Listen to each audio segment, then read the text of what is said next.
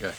Hi, my name's Tony Keeton and I'm the head of golf instruction at the Country Club of Johnson County in Smithfield, North Carolina. Today I'm going to address bunker play. Bunker play is probably one of the most feared aspects of the golf game, mainly by novices, by most amateurs, and even by a few good players.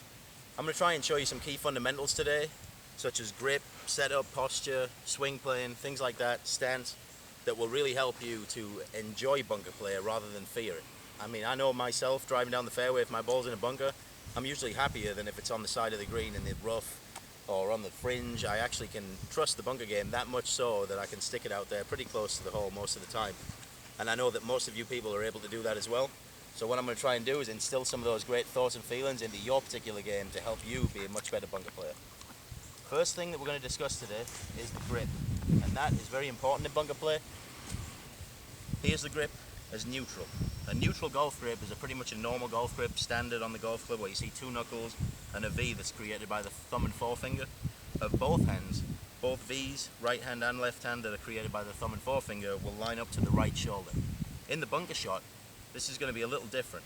We're actually going to weaken off the left hand, which means that the V that we create will actually go up towards our sternum rather than towards the right shoulder. Having a grip like this will really help keep the club face open as you make contact into the sand.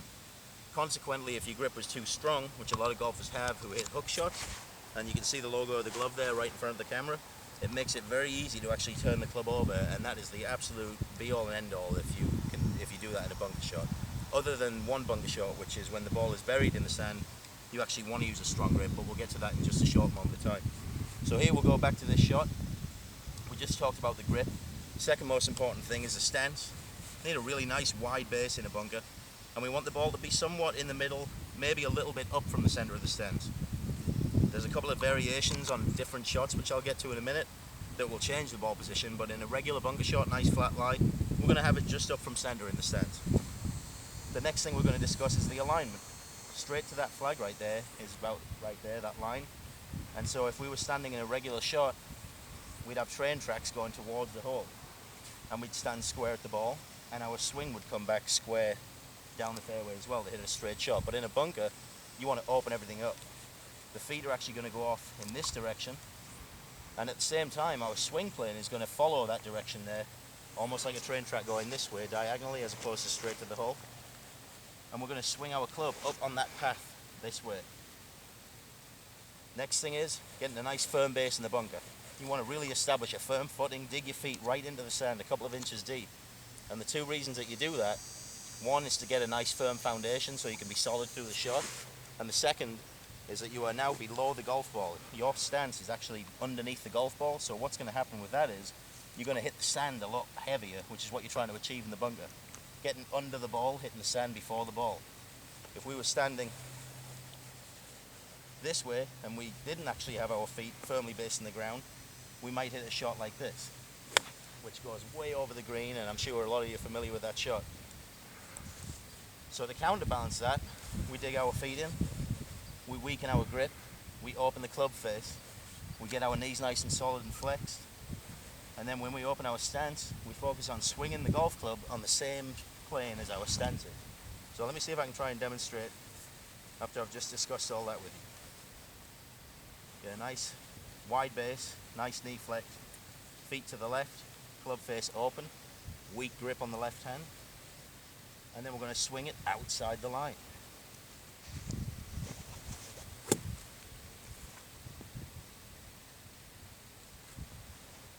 So not a bad result there.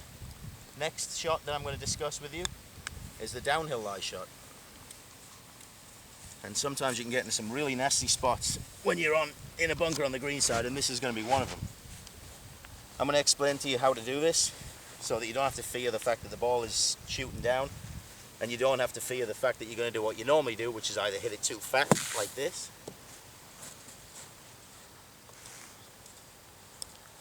or what most people do from a downhill lie, which is hit it on the top of the ball and thin it over the green. So what we're going to do here is show you how to stand properly on a downhill lie bunker shot. I'm going to put the ball in a horrible lie right there. Most people wouldn't even have a hope, in heck I shall say, of getting out of this position. You actually have to have your foot out of the bunker on this one. what I'm going to explain to you here is the main thing in a downhill bunker shot is to get your weight on your left side, entirely on your left side. Get your knees going down the line of the slope like this, and that way you can get the club under the ball. If you stand erect like this, you're going to hit the top of the ball every time. So let me see if I can show you how to do this. A little bit steeper angle of swing to get over the lip, weight all on the left side, and let's see if we can get this thing out of this nasty life. Little moaning and groaning there, but not a bad effort.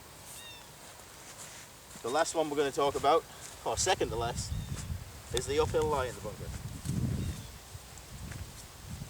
I'm afraid that we don't have a really big uphill lie in this bunker particularly, but there is a lip right here. So I'm going to put the ball right under the lip. These aren't like bunkers back home where the lips are actually about this high and you sometimes need ladders to get out inside them. In this shot, our weight is going to be on the very back foot. We want to lean back so that we can help the ball get up in the air. We also want to have the ball in the front of our stance. Remember, in the downhill lie, it's in the back of the stance. Regular lie, it's up from the center. And on the uphill lie, like we've got now, it's in the very front. So I'm going to establish a nice firm base, nice knee flex, weaken the grip off, and then remember, up steep and follow through this way. Don't follow through regularly, actually help it up a little bit. It's the only way you're going to get over that little slope in front of you. Let's see if we can do this. Back foot, leaning back behind the ball. And I got it out of a nasty lie. The last shot I'm going to show you is the old fried egg. Sometimes the ball will go in a greenside bunker and get buried like that. And that's what's tied into the grip that I was discussing earlier. Regular bunker shots require a weak grip so you can keep the club face open. This bunker shot requires quite a strong grip and you have to close the club face like so. The reason that we close the club face is that when the club comes down to the ground, the toe of the club is going to be inserting into the sand and popping the ball right up. If we don't open or don't close the club face down, we're probably going to hit the top of the ball like this. So why we close the club face is because we want to insert the club into the sand. So I'm closing the toe down, getting the ball back in my stance, aiming a little to the right, burying the ball, and then I'm going to use the toe to pop the ball out of the lie.